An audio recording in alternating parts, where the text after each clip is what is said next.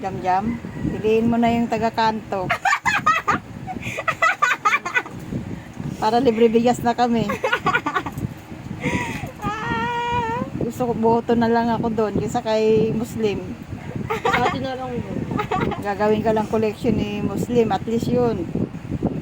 May pagkain pa tayo ng pusa. May pagkain tayong bigas. Pwede na tayo mag-alaga ng aso tsaka manok. Asawa na yun, ma. Walang asawa yun.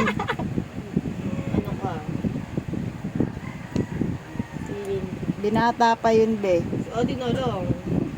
Gusto ko ikaw eh. Ikaw nga yung gusto, hindi ako eh. Oh. Kung ako gusto, bawal. Pero ikaw pwede. Kasi sabihin dapat kung ako gusto, sige. Bawal. Tama, may boyfriend na si ate mo eh. Ano, Pag ganyan kinukuha na, tinatanong yung pangalan mo, tsaka FB account mo, ibigay mo na. At least yun may business na siya. dapat pala binigay ko na rin sa lahat na tangay sa pilan. Nag-chicken, nag-dosteres, nagugulayan, o kompleto na pala tayo. Tayo kaya ate rin bong pilan.